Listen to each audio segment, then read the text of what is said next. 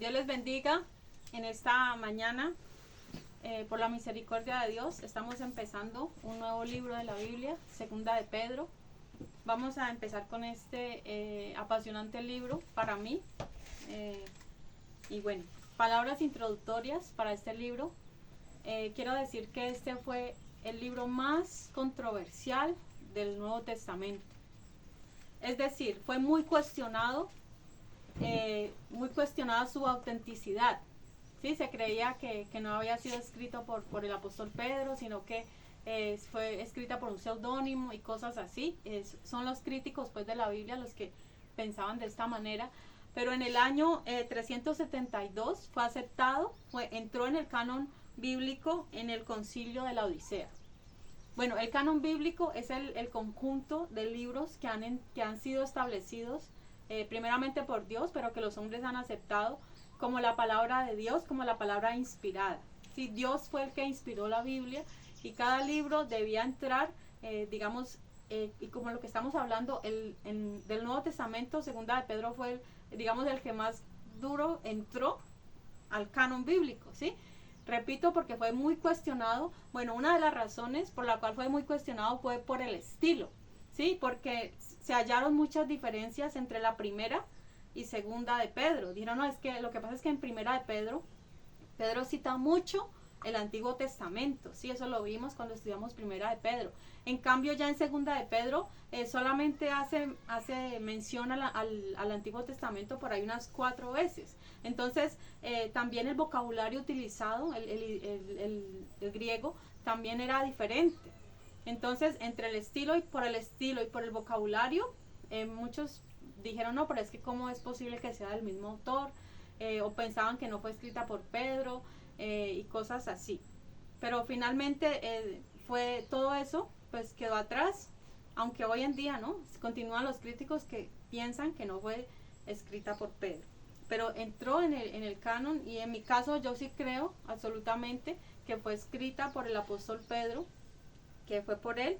Y bueno, la primera carta que el apóstol Pedro escribe, vemos que va dirigida a los expatriados y todos ellos, y es para avisarles de una persecución que venía, ¿sí? Porque vivían en tiempos de persecución.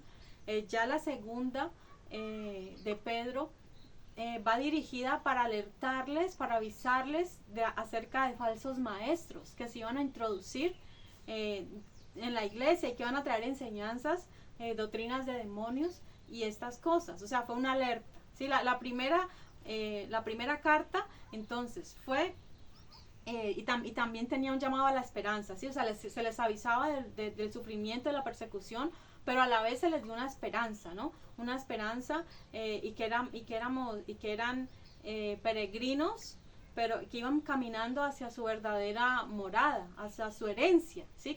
¿Cuál es la herencia? Bueno, la vida eterna. Y ya en la segunda se le hace una alerta, una advertencia, y también se habla acerca de la segunda venida de Cristo, y dice que de esa manera, sabiendo que hay una segunda venida, debemos de vivir una vida santa y piadosa. Bien, los destinatarios, bueno, son los mismos que la primera, ¿sí? Porque en el capítulo 3 dice la segunda carta que os escribo, pero ahí se amplía un poquito más, y eso lo vemos en el capítulo 1, versículo 1 se amplía más, ¿sí? Que también va dirigida a los que se comparte, con los que se comparte la misma fe. O sea que no solamente ellos, sino que se amplía un poco más la audiencia a esta carta. Bien, ahora sí, entramos en lo que es el texto. Capítulo 1, versículo 1, dice salutación. Dice: Simón Pedro, siervo y apóstol de Jesucristo, a los que habéis alcanzado por la justicia de nuestro Dios y Salvador Jesucristo, una fe igualmente preciosa que la nuestra. Bueno, ahí el autor se está presentando y dice Simón Pedro, ¿sí? Ahí vemos que nombra el nombre de Simón o Simeón, que fue el nombre de nacimiento, el nombre que le dieron sus padres, ¿sí? Simón. Y luego el nombre Pedro se lo dio el Señor Jesús, o sea, fue como un sobrenombre que el Señor le dio, que quería decir roca, ¿cierto? piedra, haciendo mención pues a la firmeza que él iba a tener. Al principio, cuando el Señor llama a Simón, vemos que era un hombre rudo, un hombre adelantado, un hombre sin muchas letras, ¿sí? Se apresuraba demasiado, hacía cosas impulsivamente, fue también muy imprudente. Estas cosas vemos en esta persona llamada Simón, pero luego de que el Señor ya resucita, se le presenta como el Cristo resucitado, y recordemos que le dice 3 veces: Pedro, ¿me amas? Y Pedro es llamado ¿a qué? A apacentar las ovejas, ¿cierto? Algo que vemos importante es que para poder apacentar las ovejas se necesita ser transformado y tener amor, tener esa vocación, ese llamado de parte de Dios. No cualquier persona tiene el ministerio, ¿sí? Porque una de las características para poder ejercer el ministerio es ser llamado y tener el amor, amar apacentar. ¿Y para poder apacentar qué se necesita? Amor, muy importante, súper importante, el amor. Bien, entonces vemos a Simón Pedro, dice Simón Pedro, ¿no? Él mismo, así mismo se nombra bien. Bueno, ahí podemos ver que dice Simón Pedro, siervo y apóstol de Jesucristo. Bueno, ahí la palabra siervo significa es esclavo, ¿sí? Esclavo. Y mire que hay una diferencia entre siervo y esclavo. ¿Por qué? Porque el esclavo debe estar en completa disposición de lo que su señor lo mande, ¿sí? Así Pedro así mismo se considera un esclavo y apóstol. Mire, por encima de ser apóstol, ¿qué fue él? Esclavo, siervo, ¿sí? Entonces ahí podemos ver, yo puedo ver ahí con el nombre que dice Simón Pedro, puedo ver siervo, esclavo y apóstol, o sea, las dos partes, ¿sí? Las puedo ver allí como juntas, ahí nombradas. Bien, ¿qué es un apóstol de Jesucristo? Bueno, un apóstol, aquel selecto grupo de los 12 que el Señor llamó, esa misión especial, que hicieran parte pues de su ministerio, que estuvieron con Jesús, que fueron testigos presenciales, que anduvieron con él, que fueron testigos de primera mano de todo lo que el Señor Jesús hizo. Estos son los apóstoles, y de ellos solamente hay 12, o sea, de los que presencialmente le vieron y estuvieron con él, anduvieron con él, fueron 12, ¿sí? Yo personalmente creo, hay más apóstoles, porque en la Biblia, en el libro de Hechos, nombra más apóstoles, ¿sí? Apóstoles que también realizaron, ya no como los primeros, o sea, no apóstoles del Cordero, sino apóstoles. La palabra apóstol significa uno que es enviado, ¿sí? Entonces el Señor, sabemos que el Señor aún continúa enviando a obreros, ¿sí? El Señor aún continúa haciendo llamados y enviando a personas a su mies, a su labor, y también se continúa, o sea, sigue funcionando, porque recordemos que el ministerio no es un título que alguien tiene, el título, o que un instituto lo da, sino que el ministerio son funciones que se realizan, ¿sí? Como en el caso del apóstol es establecer iglesias, el fundamento de los apóstoles, que fue la palabra que Dios le dio a ellos. Y entonces dice Simón Pedro, siervo y apóstol de Jesucristo, ¿sí? De Jesucristo. Dice: a los que habéis alcanzado por la justicia de nuestro Dios y Salvador Jesucristo una fe igualmente preciosa que la nuestra. Entonces, ¿a quién está dirigiendo esa carta? Dice: a los que habéis alcanzado por la justicia de nuestro Dios y Salvador Jesucristo. Es decir, eran personas convertidas a Cristo, ya habían alcanzado por la misericordia de Dios, dice por la justicia de nuestro Dios y Salvador Jesucristo, una fe igualmente preciosa que la nuestra. Bueno, el apóstol Pedro utiliza mucho en sus cartas la palabra preciosa, ¿sí? Algo precioso. ¿Qué es algo precioso? Es algo que es demasiado hermoso, ¿cierto? Yo creo que es más, algo precioso es algo aún mejor que algo bonito, simplemente, o que algo hermoso. O sea, algo precioso tiene un mayor valor, digámoslo así, en belleza, ¿sí? Entonces la fe que el Señor ha puesto en cada uno de nosotros es algo precioso.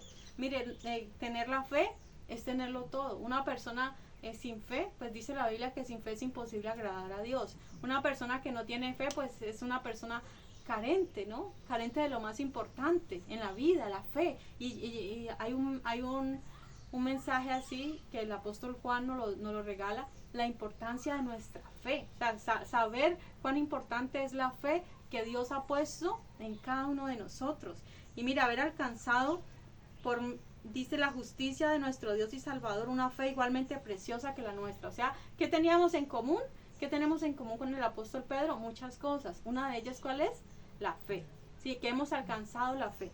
Bien, versículo 2 dice, gracia y paz os sean multiplicadas en el conocimiento de Dios y de nuestro Señor Jesucristo. Mire, allí el apóstol utiliza dos palabras. Mire, el saludo griego era gracia, ¿sí? Gracia. Y el saludo en hebreo, ¿cuál era? Paz, ¿sí? Shalom, ese era el saludo. Entonces ahí está la mezcla de los dos saludos, del saludo griego y del saludo hebreo. Dice, gracia y paz os sean multiplicadas. Es decir, que esa gracia que Dios ha puesto en cada uno de nosotros, ¿qué es la gracia? Definamos nuevamente qué es la gracia. Bueno, la gracia es el don inmerecido, un regalo, algo que no merecemos, algo que Dios nos dio sin nosotros haber hecho algo por merecerlo. Nosotros no nos ganamos la gracia. O sea, Dios nos escogió a nosotros no por algo que hubiéramos hecho, no porque, es que usted se portó bien, es que usted hace tal cosa, nada de eso. O sea, la gracia es algo que ninguno de nosotros merecemos. No merecíamos ni merecemos, pero dice gracia y paz sean multiplicadas. O sea que el deseo del Señor, ¿cierto? Es que nosotros cada día, la paz que Dios ha puesto en nosotros y la gracia sean, ¿qué? Multiplicadas, ¿cierto? ¿Qué es algo que se multiplica? Bueno, para eso recordemos que allá los griegos, entre ellos sabían mucho la parte de las matemáticas, ¿cierto? La multiplicación es una operación matemática, ¿cierto? En el cual si multiplico un número por otro me da un número mayor, o sea que va creciendo, va aumentando más. El apóstol Pedro, mire, utilizó este lenguaje, sabía que la multiplicación, él incluso fue testigo de ese milagro, ¿no? Que como el Señor con unos pocos panes y pocos peces hizo alimentar, mejor dicho, a muchas personas, a miles de personas, ¿cierto? ¿A través de qué? De la fe, del milagro que el Señor hizo. Aquí también el Señor desea que la paz sea multiplicada, o sea que no es algo estático, ¿sí? Una multiplicación no es una operación simplemente estática, sino que es algo que va en aumento, sí, va en aumento. Es algo así como la potenciación, que si usted le da un número, él se va multiplicando más y más y más. Así el Señor desea que nosotros, que la paz y la gracia de Dios sea multiplicada en nosotros. El Señor dijo, mi paz os dejo y mi paz os doy. Entonces, muy importante este deseo, no solo del apóstol Pedro, sino también del Señor Jesucristo para cada uno de nosotros. Dice, gracia y paz os sean multiplicadas en el conocimiento de Dios y de nuestro Señor Jesucristo. Mire, allí está hablando una palabra muy importante, el conocimiento de Dios. ¿Qué es conocer a alguien? Conocer a alguien es por ejemplo, yo puedo decir, yo veo a nuestros vecinos, podemos decir, sí, yo veo a mi vecino, yo lo veo que él pasa todos los días, sé cómo se llama y sé algunas cosas, pero realmente puede que yo no lo conozca, ¿sí? Simplemente lo veo, pero en realidad no sé lo que él hace allá cuando él está solo en su casa, no sé lo que él hace, ¿cierto? Para conocer a esa persona, ¿qué se necesita? Bueno, se necesita tener de pronto años de convivir con esa persona, de pronto ir a su casa, y sin embargo, no terminamos conociendo del todo a una persona, ¿cierto? Porque el que conoce realmente nuestra vida, nuestro interior, es Dios. Dios sí conoce todo acerca de nosotros. Pero mire, lo que el Señor desea no es solamente que cojamos la Biblia y estudiemos la palabra de Dios,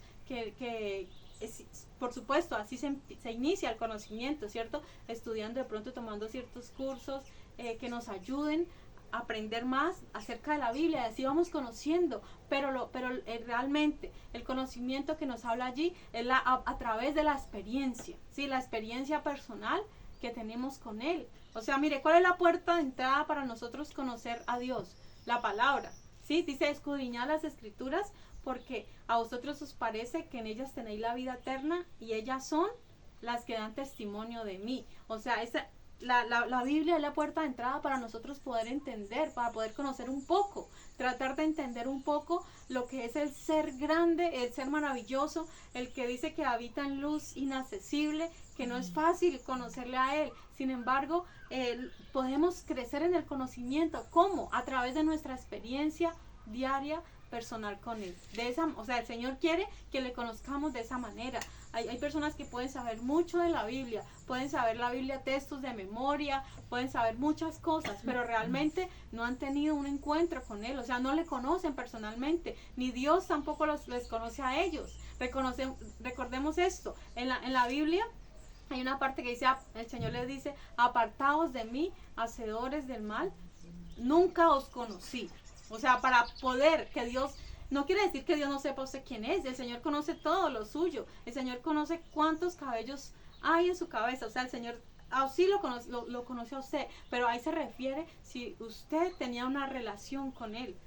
Ese es el conocimiento que Él quiere, tanto que usted sea conocido para Él como Él para usted, ¿sí? ¿Y cómo es? A través de esa experiencia, a través de esa comunión. Entonces, ahí por eso el Señor les dijo, nunca os conocí. O sea, no supe ustedes quiénes son, a eso se refiere. Y aquí lo que el apóstol Pedro nos está diciendo es que crezcamos cada día más en el conocimiento de quién, de Dios y de nuestro Señor Jesucristo, ¿sí? Del Dios eterno, del Dios soberano. ¿Y cómo nosotros conocemos más fácilmente a Dios? A través de Jesucristo. O sea, Dios se hizo asequible al hombre a través de Jesucristo. No hay otra manera. Mire, cuando Moisés dice que Dios le dio las tablas de la ley, ¿cierto? Que él iba y cuando él regresaba, él tenía que cubrirse, ¿cierto? Porque la gloria de Dios era tan grande, era tanta la luz, tanto el esplendor que él manifestaba, que él tenía que cubrirse, ¿cierto? Y la gente tenía miedo, tenía temor, estaba cerca de la presencia de Dios. Pero mire, Dios se hizo asequible al hombre. Podemos conocer a Dios el Padre a través de Jesucristo. Esa es la manera más fácil de nosotros decir conocemos a Dios a través de Jesucristo. ¿Por qué? Porque Jesucristo compartió con nosotros la humanidad, sí, la naturaleza humana, aquello que nosotros hacemos todo el tiempo, excepto el pecado. Jesucristo lo hizo, Jesucristo vivió, durmió, todo eso, Jesucristo lo hizo como ser humano. Entonces, de esa manera, nosotros nos podemos acercar a Dios. Bien, continuamos. Dice, partícipes de la naturaleza divina. Versículo 3 dice, como todas las cosas que pertenecen a la vida y a la piedad nos han sido dadas por su divino poder mediante el conocimiento de aquel que nos llamó por su gloria y excelencia. Albeiro, ahí tienes la nueva versión internacional, de pronto. ¿La tiene ahí? No, esa no es la nueva versión. Bueno, en este versículo lo que nos está diciendo es que, bueno, la nueva versión hace un pequeño intercambio de palabras donde dice que por su divino poder, bueno, dice así, mire, por su divino poder, dice que todas las cosas que pertenecen a la vida y a la piedad nos han sido dadas. Es decir, por su divino poder se refiere al poder de Dios, ¿sí? Al poder de Dios que nos hizo, Él desea que nosotros conozcamos más, que tengamos una vida plena, ¿sí? La vida y la piedad. Bueno, ¿qué es la piedad? Yo voy a leer por aquí qué significa la piedad. Dice, virtud que inspira por el amor a Dios, actuar con amor y compasión. Es decir, ser imitadores de Dios como hijos amados. ¿Sí? Entonces, entendamos qué es la piedad. Si entendemos qué significa la piedad, entonces vamos entendiendo, porque aquí más adelantico vuelve y nombra la piedad. ¿Sí? Entonces voy a repetir lo que significa la piedad. Es una virtud que inspira por el amor a Dios, actuar con amor y compasión por otros. ¿Sí? Es decir, ser compasivos, esa virtud, eso que nos mueve a tener amor, a ser compasivos, a ser misericordiosos con otros. ¿Y de dónde aparece la piedad? Bueno, la piedad es decir, ser imitadores de Dios como hijos amados. O sea, todo está en Dios. Esa virtud, esa piedad viene de Dios. O sea, lo que Dios desea de nosotros es que nosotros le imitemos a Él, que imitemos en esa bondad que Él tiene para con los seres humanos. Entonces, ahora sí, dice la vida y la piedad. ¿sí? Lo que el Señor desea de nosotros es que tengamos una vida plena, ¿sí? Una vida en plenitud. El Señor no desea, bueno, aquí lo tengo, es vida abundante, ¿sí? Eso es lo que el Señor desea, mire, que tengamos una vida abundante, plenitud de vida, vida plena, vida abundante, una vida fructífera.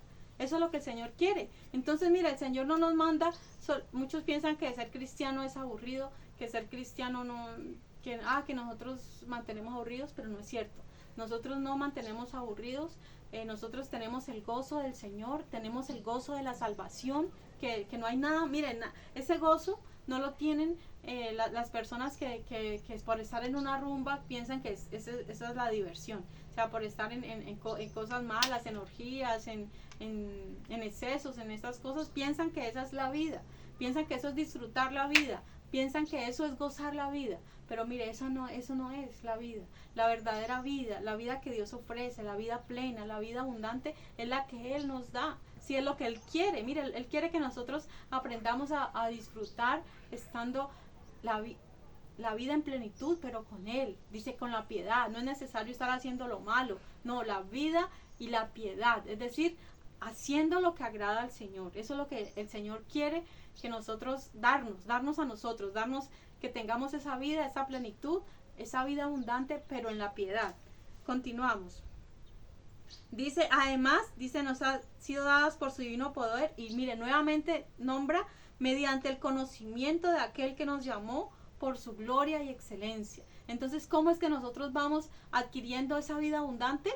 También es necesario que el conocimiento de Dios, el conocimiento de la verdad. Entonces nuevamente nos está hablando de que tenemos que adentrarnos en lo que es la persona de Jesús, de conocerlo a Él, conocer a Dios. Entonces, queremos mejorar nuestra plenitud de vida en Cristo. ¿Cómo lo hacemos?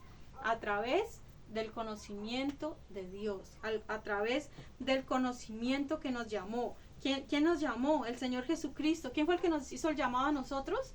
El Señor Jesús. Dice, nos llamó ¿qué? Por su gloria y excelencia. Sí, mire, eso Él nos llamó por la gloria y la excelencia de Dios. Esas palabras son hermosas, ¿sí? Acerca de Jesús y lo que Él desea para nosotros. Desea que cada día crezcamos más y más. ¿En qué? En el conocimiento. Entonces ahí va nuevamente lo importante de no quedarnos simplemente en, sí, a mí me hablaron de Jesús, yo conocí esta historia de Jesús. Muchos dicen, sí, yo aprendí, muchos niños que los llevaban a la escuela dominical, pero hay muchos de ellos que nunca experimentaron por su vida propia a Jesús. O sea, lo que el Señor desea es que cada uno de nosotros experimente por la gracia y por la misericordia de Él su presencia. ¿Sí? De esta manera que vas a tener vida abundante, vas a andar en la piedad, eso es lo que el Señor desea para cada uno de nosotros. ¿Sí? Y recordemos que todo eso es, ¿qué? Todas esas cosas son dadas, ¿por qué? Por su divino poder. O sea, es el poder de Dios el que nos dio estas cosas. Versículo 4. Por medio de las cuales nos ha dado preciosas y grandísimas promesas, para que por ellas llegaseis a ser partícipes de la naturaleza divina, habiendo huido de la corrupción que hay en el mundo a causa de la concupiscencia. Dice, por medio de las cuales. ¿Por medio de qué se refiere? ¿De qué estábamos hablando? De la piedad, ¿cierto? Del conocimiento de aquel que nos llamó por su gloria y excelencia. Dice, por medio de las cuales nos ha dado preciosas y grandísimas promesas. Mire, nosotros en el Antiguo Testamento teníamos habían muchas promesas, muchas profecías que se cumplen ¿en quién? En la persona de Cristo. O sea, en Cristo se cumplieron muchas de las promesas, ¿cierto? En Cristo, porque ahí en Isaías podemos ver que Él dice, porque un niño nos es nacido, hijo nos es dado. Y el ¿cierto? principado sobre su hombro. Ahí está haciendo una promesa de quién, del nacimiento. Admirable, consejero, Dios fuerte, príncipe de paz. Ahí está haciendo una promesa a quién, a Jesucristo. Están hablando, está anunciando a que nacería un Salvador, un Redentor, ¿cierto? En Jesucristo, cuando Él nace, se cumplen todas las promesas. Pero cuando Jesús vino y nos expresó, de su propia boca salieron palabras, salieron promesas. ¿Qué promesas podemos ver en el Nuevo Testamento para nosotros? les dije que algunas dichas por Jesús, algo otras dichas por los apóstoles, ¿sí? Como, ¿qué promesas tenemos? Bueno, una de las más importantes, ¿cuál es? Dice que el que tiene al Hijo, tiene la vida. O sea, ¿la vida qué? La vida eterna, ¿sí? Entonces ahí hay una promesa de vida eterna para nosotros. Hay otra, dice que cree en el Señor Jesucristo y serás salvo tú y tu casa, ¿cierto? Hay otra promesa dada por el apóstol Pablo, ¿cierto? Para todo aquel que crea en el Señor Jesucristo. También hay otra de las promesas, dice, venid a mí y descansar, trabajados y cargados, y yo os haré descansar. Mira, hay una promesa de ¿qué? De descansar, de tener reposo. ¿Esa fue dada por quién? Por el mismo Señor Jesús. Hay otra donde están 2 o 3 reunidos en su nombre.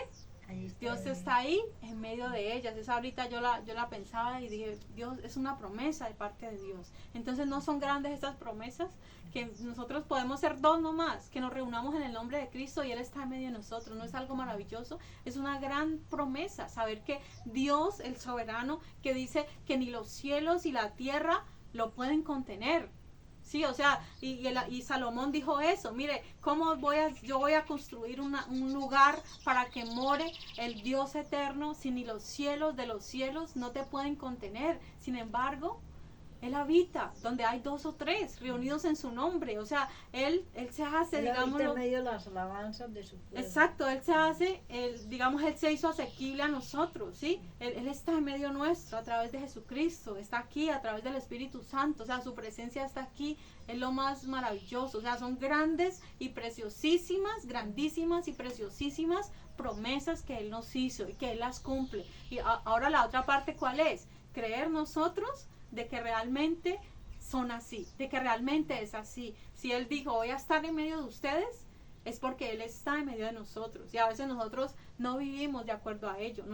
Dios, su presencia está aquí, el Señor está aquí, y nosotros muchas veces no actuamos de acuerdo a eso. Somos irreverentes, nos distraemos con facilidad, no estamos atentos, somos impuntuales. Todas estas cosas humanas que a veces como que no creemos realmente que Él está aquí, y todas esas cosas malas las tenemos en nosotros aún. ¿Por qué? Porque no creemos en sus promesas, no creemos que Él realmente está en medio nuestro, ¿cierto? Eso nos pasa muchas veces.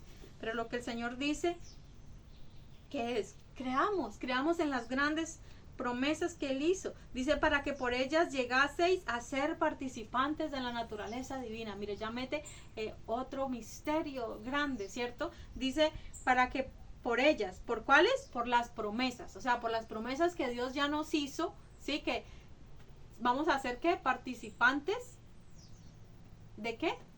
De la naturaleza divina. Mire, primeramente, para nosotros poder ser participantes de la naturaleza divina, tuvimos que haber renacido. Tuvimos que haber nacido de nuevo. Para poder ser receptores de esas promesas, es necesario el nacer de nuevo, el ser renacido, como lo dice en la primera de Pedro, nos dice que renacidos por Él para una esperanza viva. Entonces, es así como somos participantes de la naturaleza divina. No quiere decir que nosotros participamos de la naturaleza divina en la esencia de Dios, ¿sí? Porque les decía al principio que Dios habita ¿en qué? En luz inaccesible, que a Dios nadie le puede ver y continuar vivo, ¿sí? No se refiere a que vamos a ser parte de su esencia, de esa esencia que es luz, que es omnipotente, que tiene todo poder, no, o sea, esa parte de la esencia no, sino a ver, la naturaleza, ¿en qué nos hizo Él partícipes? Uno, que somos hijos de Dios. Dice, a los que le recibieron, a los que creen en su nombre, les dio potestad de ser hechos hijos de Dios. ¿Y qué más? Que tenemos también, dice, somos partícipes de su conducta, ¿sí? La conducta de Dios es imitable. ¿En qué le podemos imitar a Él? En el amor, en el amar, en el obrar, en el pensar.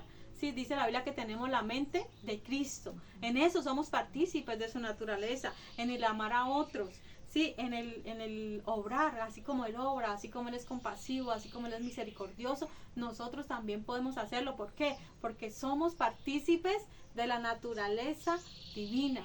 Sí, Él nos hizo participantes. A veces nosotros no creemos eso y nos cuesta trabajo comprender esas grandes cosas que Dios nos ha hecho partícipes. Dice también otra parte de la palabra que con Él estamos sentados en lugares celestiales.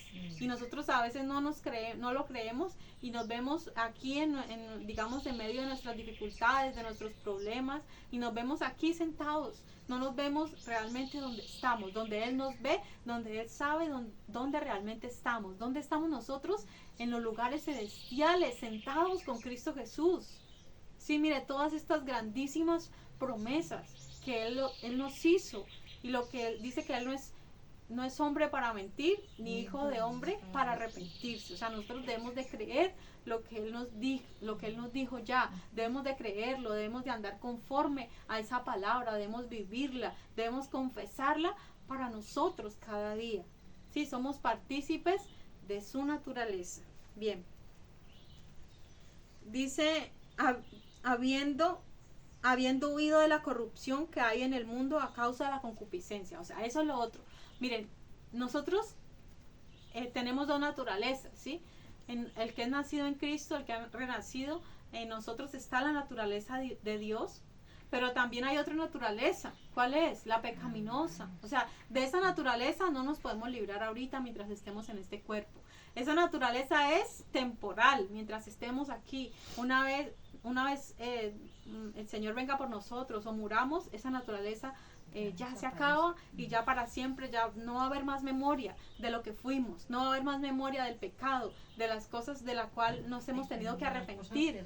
Cierto que a veces no queremos ni pensar en cosas malas que dijimos, que hicimos. O sea, todo eso va a quedar atrás un día y no habrá más memoria. Pero por ahora, tristemente, tenemos que en nuestro propio ser compartimos esas dos naturalezas, la naturaleza de Dios y la naturaleza pecaminosa. Es una lucha constante, es una lucha continua, ¿no? Pero ¿qué dice allí? Mire, aquella persona que es nacida de Dios es una lucha, es una continua pleito internamente, pero dice ahí, habiendo huido de la corrupción que hay en el mundo a causa de las concupiscencia. Mire, nadie puede violar nuestra voluntad, ¿sí? Nosotros tenemos una voluntad de estar donde queremos estar. Nadie va a violar eso.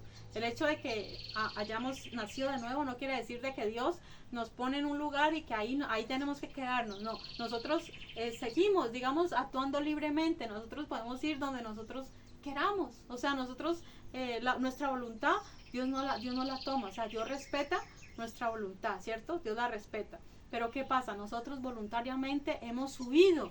¿Correr de qué? De los deseos pecaminosos, de la concupiscencia. ¿Sí recuerdan que nosotros ya vimos lo que había sido la concupiscencia? No sé si recuerdan eso, que la concupiscencia es todo deseo de hacer lo malo. Aquí lo tengo, mire, deseo desmedido de lo que produce satisfacción. Es un alejamiento, es un desenfreno, es una disipación, ¿sí? O sea, todo lo que te produce, esa es la concupiscencia, ¿sí? Un deseo hacia el mal, no importa de qué tipo, hacia lo malo, hacia una inclinación desmedida, algo que mueve a las personas a hacer lo malo. Entonces, dice aquí que nosotros como partícipes de la naturaleza divina debemos de ¿qué? De huir de todos esos deseos, huir de toda la corrupción, dice, que hay en el mundo, ¿sí? El mundo está corrupto, el mundo está corrompido. ¿Por qué? Porque cada uno mira, las personas lo único que les interesa es satisfacer sus malos deseos, no importa. Así tengan que matar a la mamá, así tengan que hacer, mire, son cosas así de extremas. Pero la gente, por complacer sus necesidades, por satisfacer sus malos deseos, hacen cualquier cosa. Son capaces de lo que sea. Hoy en día se ve una perversión de una manera increíble. Mujeres y hombres quieren salir desnudos a la calle. Se ve una perversidad tal. Cada día crece más y abunda más el ser humano en maldad, ¿cierto? Hay una corrupción muy grande en el mundo, pero nosotros como cristianos hemos huido de todas esas cosas. O sea, no podemos decir yo amo a Cristo, yo participo de la naturaleza divina y a la vez yo participo de las cosas del mundo, porque no hay ninguna comunión entre la luz y las tinieblas. No podemos amar a Dios y amar a ¿quién? A Belial, a Satanás. No podemos, no existe comunión. Si una cosa es la lucha que tenemos por nuestra naturaleza pecaminosa, es la lucha interna normal. Y otra cosa es que es irnos a obedecer desenfrenadamente, a hacer esas cosas que agradan al mundo, que agradan a las malas amistades, ¿cierto? Que ellos influyen muchas veces en nuestras decisiones. Bueno, dice versículo 5, vosotros también poniendo toda diligencia por esto mismo, añadid a vuestra fe virtud, a la virtud conocimiento. Bueno, mire, allí nos dice que nosotros tenemos que ser diligentes. A ver, ¿qué es diligencia? Diligencia es lo contrario. Diligencia es lo contrario de la pereza, ¿sí? Pereza es sueño, negligencia, bueno, pereza, sueño, como esa apatía para hacer las cosas, ¿sí? La diligencia es lo contrario. Diligencia es estar dispuestos, es ánimo, disposición, actividad, ¿cierto? Estar vigoroso, estar ferviente. O sea, eso es ser diligentes. Entonces, el Señor, ¿qué demanda de nosotros? Ser diligente. Entonces, mire, como cristianos debemos ser diligentes. La Biblia dice lo que requiere diligencia, no perezosos, ¿sí? A ver, ¿para qué? Dice, poniendo toda diligencia por esto mismo, añadida a vuestra fe, virtud. Mira, ahí está, ¿qué es lo primero que nombra? Virtud. No, lo primero. La fe. O sea, si lo primero es diligencia, pero lo primero que nombra es la fe. Es decir, la fe es la base que nosotros tenemos como cristianos, como hijos de Dios. ¿Por qué estamos sentados aquí hoy? Porque tenemos una fe, ¿cierto? Una fe que Dios puso en cada uno de nosotros. Dice que sin fe es imposible agradar a Dios. O sea, lo primero que Dios puso en cada uno de nosotros fue la fe, ¿cierto? Para poder creer en quién, en Jesús, en creer en todo lo que Él hizo, creer en el sacrificio, en que Él murió, en que resucitó. O sea, lo primero que nosotros tenemos es fe, y el apóstol Pedro ya da por sentado que nosotros tenemos fe, y así es. Los cristianos ya tenemos esa fe. Dice, añadida a vuestra fe, virtud. Bueno, ¿qué es virtud? Bueno, por aquí la busqué. Virtud es valor, es actuar de acuerdo al bien, y también es dar lo mejor de sí. O sea, actuar de acuerdo al bien, ¿sí? O sea, es todo lo bueno, todos los valores, las cosas buenas. Dice, y dar lo mejor de sí. Entonces, eso es la virtud. O sea, qué bueno, ¿no? Si recuerdan que hay un pasaje en la Biblia que cuando aquella mujer que tenía el flujo de sangre lo tocó, dice que virtud salió de él. ¿Sí recuerdan? O sea, todo lo bueno, todo aquello bueno, todo lo que, repito, dice actuar de acuerdo al bien, ¿sí? Dice dar lo mejor de sí. Eso es la virtud. Entonces, primero dice, a nuestra fe añadamos ¿qué? Virtud. Luego, ¿qué dice? A la virtud, conocimiento. Mire, es la tercera vez que nos nombra en este capítulo el conocimiento. O sea, ¿qué nos está queriendo decir esto? Que tenemos que crecer en el conocimiento, que tenemos que estudiar la palabra, que tenemos que tener una relación personal cada día con Dios para poder crecer en el conocimiento. ¿Cómo es que el Señor nos revela a cada uno de nosotros? Su palabra es a través, si no le buscamos, difícilmente vamos a adquirir conocimiento. ¿Cómo el Señor va a revelarnos un versículo de la Biblia y lo va a hacer rema en nosotros si nosotros no meditamos, si no leemos, si no nos interesamos por escudriñar la palabra? Cada día coger la Biblia, no solo leerla, porque no es solamente leerla, porque yo leo a veces una vez, a veces nos toca leerla dos, por ejemplo, para uno dar un mensaje, por lo menos un capítulo lo tiene que haber leído por lo menos 10 veces. Yo no puedo solamente coger una vez un capítulo, leerlo y ya decir lo voy a explicar, porque no es así. Yo tengo que coger, yo tengo que meditar, yo tengo que ir al griego si es necesario, mirar. O sea, hay una Biblia interlineal que nos ayuda, a los que sabemos algo de griego, nos ayuda a mirar, a comparar qué es lo que, de una manera literal, qué es lo que quiere decir a nuestro idioma, lo que estaba en la Biblia. Eso nos sirve mucho, eso nos ayuda mucho, y así entendemos muchas palabras y cuál es el sentido de lo que nos quiere hablar la Biblia. Sí, entonces si nosotros no cogemos un capítulo de la Biblia y no lo estudiamos, no lo meditamos, vamos al diccionario, vamos a un comentario, preguntamos a los que han estudiado mucho más que nosotros, y de esa manera, es una manera de aprender la palabra de Dios. Es una de las muchas, pero recordemos cuál es la más importante, a través de la experiencia. experiencia personal. Mire, muchas veces cuando uno está orando, cuando uno está buscando a Dios, y ahorita que estábamos aquí, estábamos en la adoración, Dios me decía eso, una de las grandísimas promesas, decía, una de las promesas, ¿cuál es? Que donde hay 2 o 3 reunidos en su nombre, Él está en medio de ellos. Si nosotros aquí en este momento somos pocos, somos 5 personas aquí, pero ¿qué pasa? Dios está aquí, y eso es una promesa, y Dios me estaba recordando esa palabra que ya había estudiado, pero que me la hizo rema, me dijo, es una promesa y que la estoy cumpliendo ahora mismo aquí en medio de ustedes. Entonces ese es el conocimiento que tenemos que adquirir. ¿Y cómo lo hacemos? Estudiando, entrando, orando. O sea, no es posible solamente estudiar y sin oración.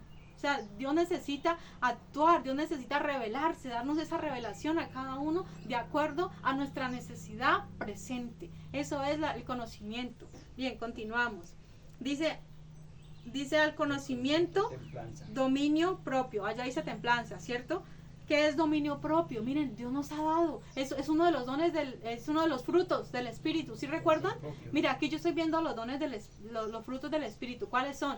Más el fruto del Espíritu es amor, es gozo, paz, paciencia, benignidad, bondad, fe, mansedumbre y templanza. Y la templanza es el dominio propio, ¿cierto? Aparece como en la lista de la última, pero que es súper importante. O sea, cada uno, aquí estamos viendo que debemos de añadir cada día a nuestra fe virtud, a la virtud conocimiento, al conocimiento que templanza o dominio propio. ¿Y qué es el dominio propio? Mire, hay muchos que le dicen, es que yo no puedo dejar de hacer esto, es que yo no puedo dejar de pecar. Hay muchos que nos han dicho, no, es que yo no puedo dejar de ver pornografía. Un muchacho decía, ¿cómo no vas a poder dejar? Claro que puedes. ¿Por qué? Porque dice la Biblia que es el fruto del Espíritu. Si Dios ha renacido, si usted ha renacido, usted tiene el dominio propio para dejar cualquier vicio, para dejar cualquier cosa. ¿Por qué? Porque si no puede, entonces aún le falta nacer de nuevo, porque el Señor sí podemos. O sea, no hay excusas, no hay, es que yo no puedo, es que yo soy débil, haciéndole pues como que hacer que la carne crezca y excusarnos de que no se puede, cuando sí se puede. El dominio propio es algo que nosotros dominamos. O sea, no es algo que no, yo actúo, yo me voy corriendo. No, el dominio propio es algo que nosotros, Dios lo ha puesto en cada uno de nosotros, es un fruto del Espíritu. Dice dominio propio. Al dominio propio, ¿qué más? Paciencia. Mira, esa paciencia, ¿qué quiere decir? Aguante. Ese significado ahí en el griego, ¿sí? Aguante, resistencia, resistir las cosas malas que vengan. Es un aguante, ¿sí? Eso es lo que quiere decir la paciencia. Y recordemos que está dentro del fruto, ¿no? Dice paciencia, y a la paciencia piedad. Bueno, ya hablamos de la piedad, ¿cierto? ¿Sí recuerdan qué era la piedad? ¿O lo volvemos a repetir rápidamente? Bueno, piedad, virtud que inspira por el amor a Dios, actuar con amor y compasión. Dice, ser imitadores de Dios como hijos amados. Esa es la piedad, o sea, actuar de acuerdo a lo que Dios, ¿cómo actuaría Dios en un momento dado? ¿Cierto? ¿Cómo actuaría? ¿Y cómo debemos actuar nosotros de acuerdo a lo que Él haría en una situación dada? ¿Sí? Ser imitadores de Él. Dice, y a la piedad, amor fraternal. Amor fraternal. Miren, es el primer fruto del Espíritu, ¿cuál es? Amor.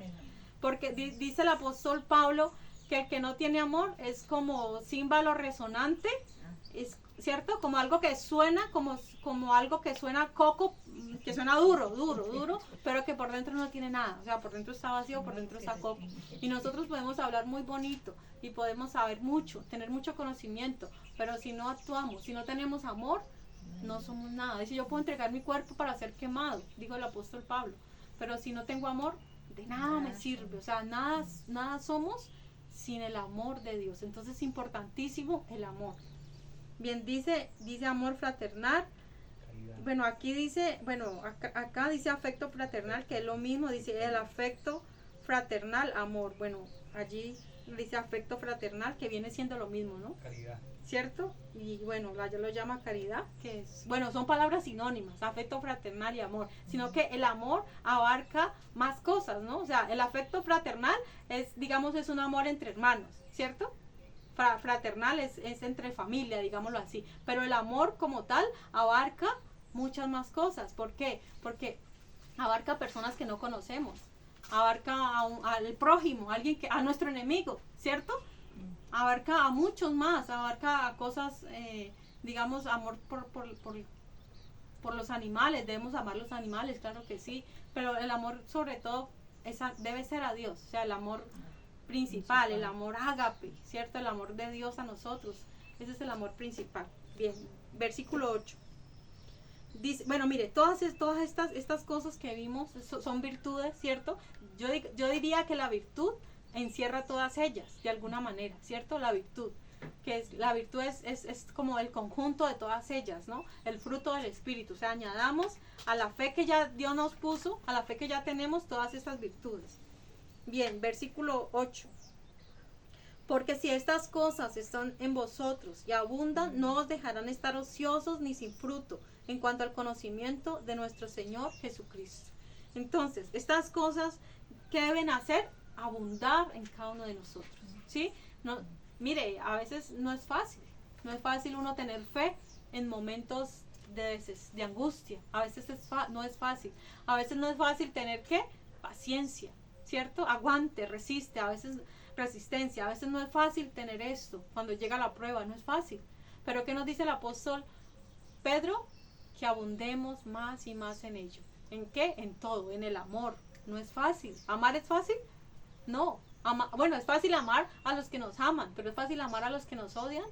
No, ¿cierto que no? No es fácil. Sin embargo, el apóstol Pedro, ¿qué está diciendo? Que abundemos en ello. ¿Por qué? ¿Qué es necesario? Dice, porque si estas cosas están en vosotros y abundan, o sea, deben estar en nosotros. ¿Y qué más? Abundar, o sea, no que sea escaso, no que mi amor hacia mi prójimo sea algo escaso, no debe ser abundante. Dice, no os dejarán estar ociosos. Bueno, una persona ociosa es una persona que no tiene nada que hacer, que está por ahí nomás. Bueno, ¿qué hace un ocioso? Un ocioso normalmente está pendiente de la vida de los demás, está chismoseando. Un ocioso, mire, cuando uno hace ociosidades, hace cosas que no debe, ¿cierto? Se mete en lo que no debe. Mientras que si usted está ocupado, si usted tiene una ocupación real en algo, usted tiene su mente ocupada, o sea, usted está produciendo, usted está siendo fructífero, ¿sí? De lo que es lo opuesto a ser ocioso, o sea, no esté vacío, repito. Lo que quiere decir aquí es que no estemos vacíos, que no seamos como un barril vacío, lleno de aire, lleno de viento, no, que tengamos fruto, que estemos llenos, que no estemos ociosos. Dice, ni sin fruto. Ni estériles. Eso, sin fruto. Entonces, ¿a qué fruto podemos decir que se refiere? Bueno, ya hemos visto el fruto anterior, más el fruto del Espíritu. El fruto de un Espíritu, ¿qué?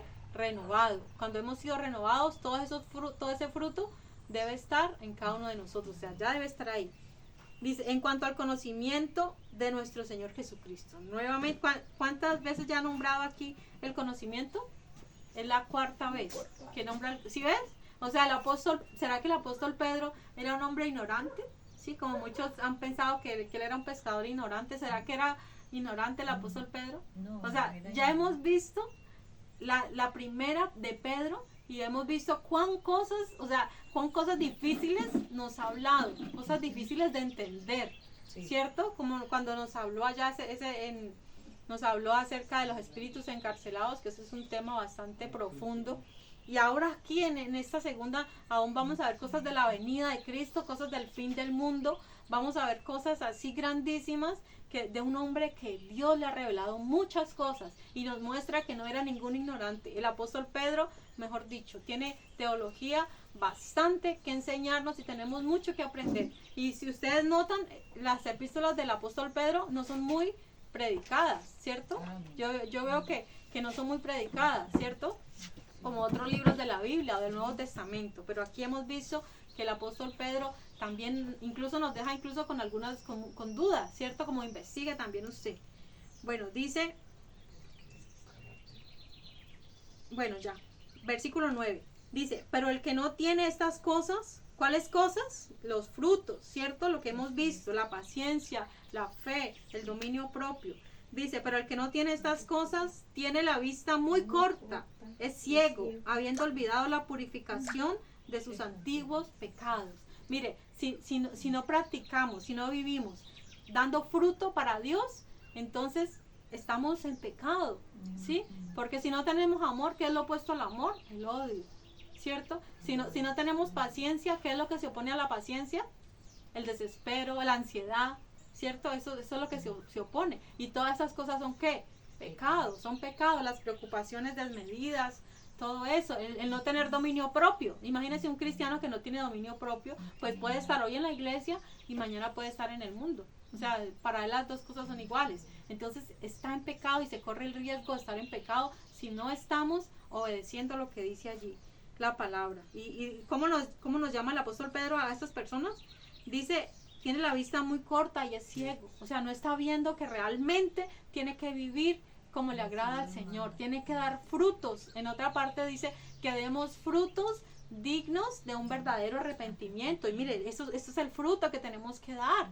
Ese es el fruto que otras personas pueden mirar en nosotros, que está ese fruto, ¿sí? Que en nosotros ya no hay odio, en nosotros no hay malas palabras, en nosotros no vamos y actuamos de acuerdo a las costumbres de este mundo, ¿no? Nosotros, en nosotros se ve el fruto del Espíritu, el cambio, la renovación que cada uno de nosotros debe tener.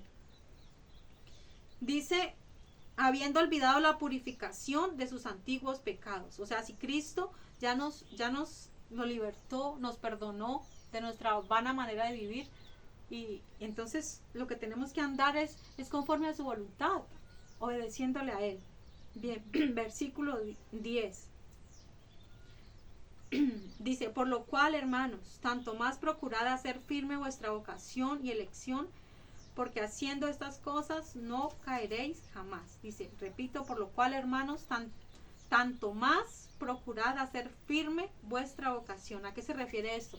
Uno, que tengamos la seguridad de nuestra salvación, ¿sí?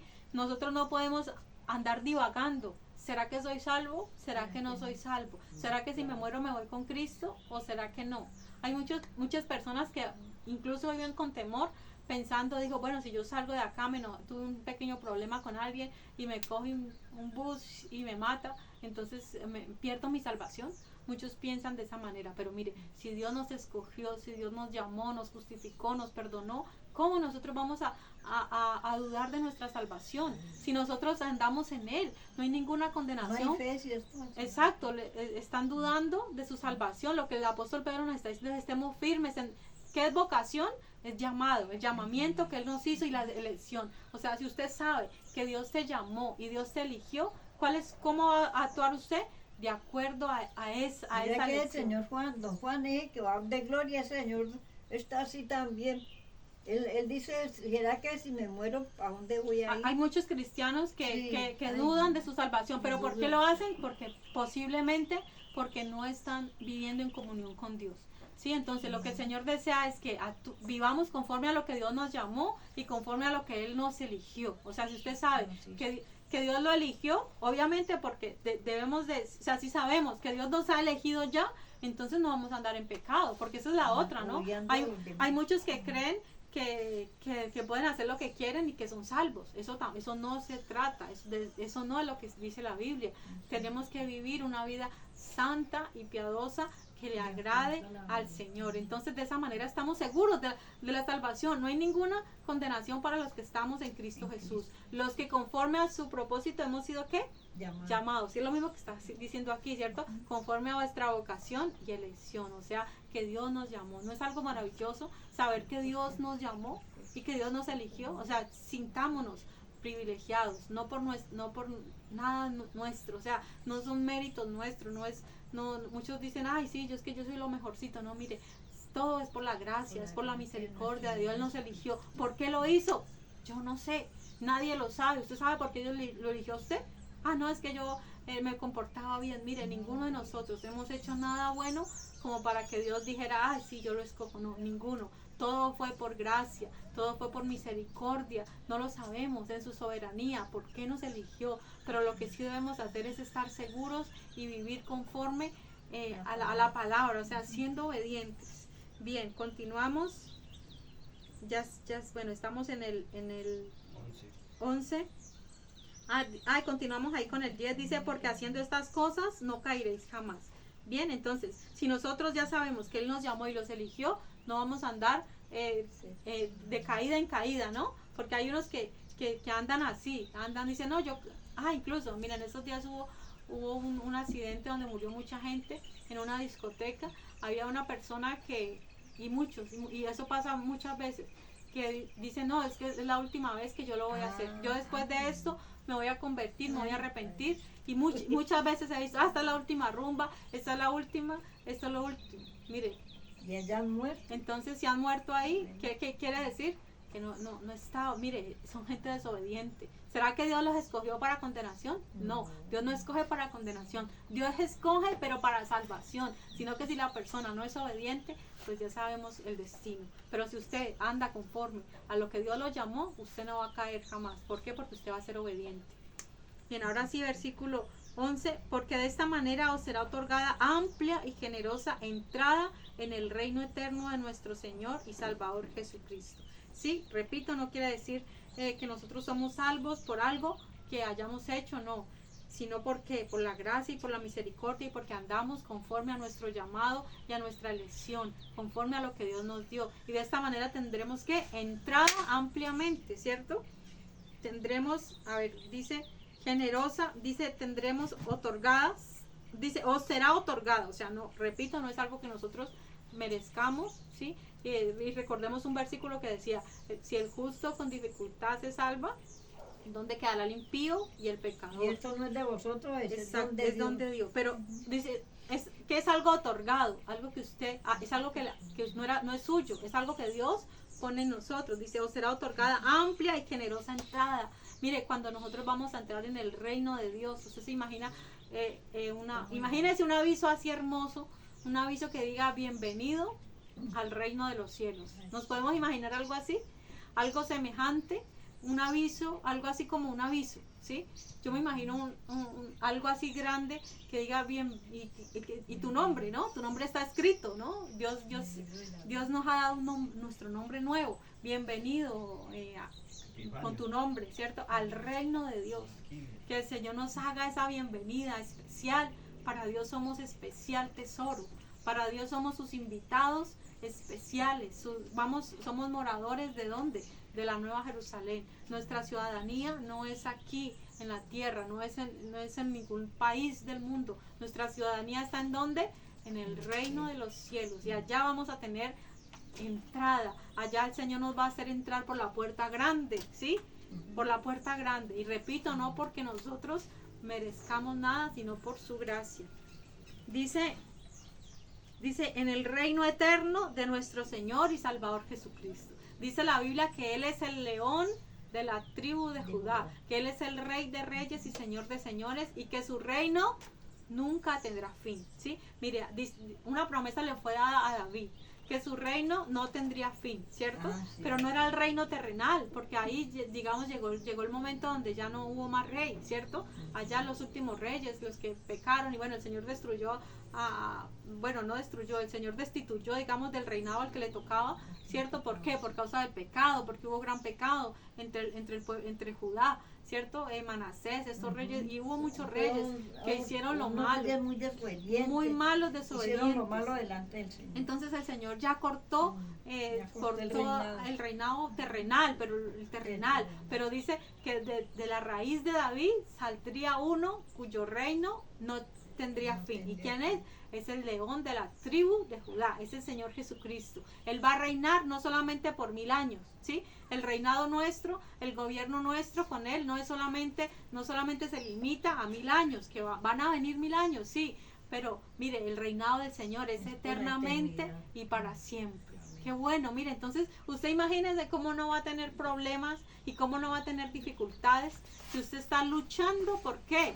Por mantenerse firme, ¿cierto? Usted está en la lucha, claro. Usted está en continua prueba. ¿Para qué? Porque usted va a ser heredero de la salvación, de la vida eterna. ¿Hay algo semejante a la vida eterna? O sea, no hay nada que podamos tal vez comprender, algo más grande que se nos pueda ocurrir acerca de la vida eterna. O sea, Dios es eterno y asimismo su reino es eterno. Y reinaremos con Él. Dice en el libro de Apocalipsis que Él nos hizo un reino, nos dio un reino de sacerdotes y reinaremos eternamente con Él. Entonces mire que no es cualquier cosa. Lo que el Señor nos ha dado, esa herencia incorruptible no es cualquier cosa. Entonces vivamos, caminemos conforme le agrade al Señor Jesús. Bien, dice versículo 12, por esto yo no dejaré de recordaros siempre estas cosas, aunque vosotros las sepáis y estéis confirmados en la verdad presente. O sea, usted me puede decir hoy, no, ya eso ya lo sé. Yo ya sé que voy para el cielo, yo ya sé que heredaré la vida eterna. O sea, todo lo que ya leímos, usted puede decir, yo ya sé que tengo que andar en santidad, yo ya sé que tengo que alejarme del mal. Pero ¿qué está diciendo el apóstol Pedro? Yo no me canso. Así como el apóstol Pablo dijo, yo no me canso. ¿Ustedes están cansados de escuchar? Bueno, no sé si están cansados y ya quieran ir, pero yo no me canso. O sea, yo no me canso de repetir aquí lo mismo, las mismas cosas, las mismas palabras. Así dentro de 8 días hayan puntos en común, cosas que haya que repetir. Hay que vivir en santidad, hay que vivir alejados de los placeres de este mundo. Yo no me canso. O sea, no tenemos por qué cansarnos de predicar, de proclamar. Si el Señor nos puso como atalayas, tenemos que predicar sin temor, ¿sí? Sin cansarnos de ningún modo. Dice, yo no dejaré de recordaros siempre que estas cosas, aunque vosotros las sepáis y estéis confirmados en la verdad presente. Ya ustedes están confirmados ¿en qué? En esta verdad presente, lo que hoy Dios les está hablando. Pero mire, ¿qué significa la verdad presente? Es como una revelación nueva, ¿sí? Pero no quiere decir algo nuevo que nunca hayan escuchado, sino que esa palabra está siendo renovada, o sea, está siendo retransmitida para ustedes hoy. Es decir, para que no se sientan que ya es algo viejo, que ya, no, no, la Biblia dice que el reino de los cielos es como una parábola. Bueno, la parábola que dice que es como usted saca de su cofre tesoros viejos y tesoros nuevos. O sea, hay que valorar tanto lo viejo como lo nuevo, ¿sí? O sea, son palabras de acuerdo a nuestra verdad presente, que Dios nos está hablando hoy. Es decir, que la palabra que Dios tiene para hoy es fresca. Fue escrita hace más de 2000 años, pero está vigente, está fresca. ¿Para qué? Para nosotros hoy mismo. Bien, estamos ahí en el versículo 13, es bonito, ¿no? La verdad presente, ¿no? Que no solamente presente para ellos, sino presentes para nosotros hoy mismo. Versículo 13. Pues tengo por justo, en tanto que estoy en este cuerpo, el despertaros con amonestación. Bueno, dice que él lo veía justo, ¿cierto? Que mientras él estuviera en este cuerpo, ahí la palabra usada en el griego es la palabra tabernáculo. O sea, aquí fue traducida como cuerpo, ¿para qué? Para que nosotros la pudiéramos entender, ¿sí? Porque mucha gente tal vez no entiende qué es un tabernáculo, pero ahí se refiere al cuerpo, pero la palabra usada por él, que traduce a nosotros, es tabernáculo, ¿sí? Como una tienda de campamento, como un tabernáculo donde mora el Señor. Entonces, el apóstol Pedro dijo, de esa manera se expresó, de su propio cuerpo. Dice, estoy en este cuerpo, el despertaros con amonestación. Ya, entonces, despertémonos con esta amonestación. ¿Una amonestación es un regaño? No, una amonestación no es un regaño. Una amonestación es advertencia, ¿sí? Es una advertencia y repetir, digamos, lo mismo que ya hemos estado escuchando. Dice, versículo 14, sabiendo que en breve debo abandonar el cuerpo, como nuestro Señor Jesucristo me ha declarado. Bueno, esa palabra en breve sí es breve humanamente, ¿sí? Porque muchas veces cuando vemos que en breve, muchas veces se refiere a que un año... Algo muy rápido. Sí, o sea, muchas veces se refiere a muchos años porque para el Señor un día es como 1000 años y 1000 años como un día. Pero en esta parte sí se refiere a breve humanamente, o sea, en poco tiempo, pocos días, tal vez. No sabemos cuánto tiempo le quedaba al apóstol Pedro. Entonces, ¿qué haría usted? Una pregunta. ¿Qué haría usted si supiera que tiene breve tiempo en esta tierra? Es una pregunta. ¿Qué haría usted? ¿Qué haría? Mejorar el modo de vivir. El apóstol Pedro supo que le quedaba poquito tiempo. ¿Y qué hizo él? Mire, él se preocupó por dejarle a sus lectores, a su audiencia, lo mejor que él pudiera. Dice, yo me voy a... Y dice en el versículo 15 dice, también yo procuraré con diligencia que después de mi partida vosotros podáis en todo momento tener memoria de estas cosas. Entonces, mire, el apóstol Pedro sabía que ya iba a morir. O sea, el Señor le había declarado a él, se lo había dicho tal vez en visión, en sueño, no sabemos cómo, pero se lo reveló, ¿cierto? Le dijo que iba a morir. Incluso ya el apóstol Pedro sabemos cuál fue su muerte. Él murió crucificado, no está en la Biblia, pero está en la historia lo corrobora y dice que él cuando fue crucificado, él quiso que fuera volteado pues su cuerpo para no morir de la misma manera porque se creyó indigno. Entonces mire, un hombre que después de que negó al Señor, es un hombre que ahora entregó todo, entregó lo mejor de su vida, sufrió también, fue martirizado, sufrió por causa de Cristo. Entonces mire la obra que el Señor hizo en Pedro, la obra fue algo grande, sí, después de que le negó 3 veces, el Señor, mejor dicho, le reconoció y murió con valentía, predicó una de las predicaciones más grandes después de la del Señor Jesús en el monte, en el sermón del monte, fue después de la de Cristo, fue la del apóstol Pedro. Se convirtieron como ¿cuántos? Como 5,000 personas. ¿Usted se imagina a este hombre predicando? ¿Cierto? ¿Usted se imagina cómo sería este hombre predicando, el apóstol Pedro, con la unción, el poder de Dios que el Señor le dijo, apacienta mis ovejas? O sea, cómo fue ese día cuando se convirtieron tantas almas, o sea, tanto fruto que dio para la gloria de Dios, y la muerte con la cual iba a morir, ¿cierto? Entonces el apóstol Pedro está haciendo ya que su despedida aquí, ya la está haciendo, pero él que quiere asegurarse, o sea, ¿qué hizo él sabiendo que iba a morir? Dijo, no, yo voy a hablar la palabra. Yo creo que nosotros, como cristianos, como hijos de Dios, si sabemos que nos quedará poco tiempo, yo creo que también sería algo que nosotros nos preocuparíamos por hacer, hablar la palabra, enseñarle a otro, decirle, vea, yo le voy a bajar por escrito, haga esto, no se desvíe del camino. Yo creo que nuestras últimas voluntades como cristianos, como hijos de Dios, serían eso, asegurarnos de que las personas que están a nuestro cargo, digámoslo así, espiritualmente, reciban la palabra, reciban el mensaje, que no se alejen. Sí, por eso vemos más adelante que Él les va a advertir acerca de la apostasía, sí, para que no caigan, para que no se dejen engañar. Pero ¿cómo se logra todo eso? ¿Cómo uno logra no dejarse engañar? A través del conocimiento, ¿sí? El conocimiento es poder. Si usted tiene en sus manos el conocimiento de Dios, a usted ningún falso maestro, ningún falso lo va a venir a engañar. Y eso es lo que vamos a ver próximamente, si el Señor lo permite. Entonces, termino con estas palabras. Dice también, yo procuraré con diligencia que después de mi partida vosotros podáis en todo momento tener memoria de estas cosas. Es decir, fueron escritas 2 cartas, la primera y la segunda de Pedro fueron escritas para todos los que compartimos una misma fe, ¿cierto?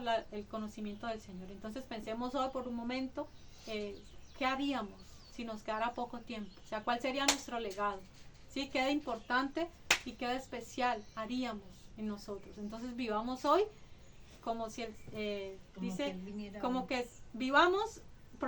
vivamos hoy como si el Señor viniera hoy, o como si nos tocara morir hoy, ¿cierto? Y nos podemos programar como si tardara en venir, porque no sabemos realmente cuándo es, de programación, de hacer planes, sí, pero vivir una vida santa hoy, porque no sabemos. A ellos les fue revelado, al apóstol Pablo, al apóstol Pedro, que iban a morir pronto. A nosotros, pues, tal vez no, bueno, o tal vez sí, pero vivamos para con Dios, seamos ricos para con Dios. Bueno, que el Señor les bendiga.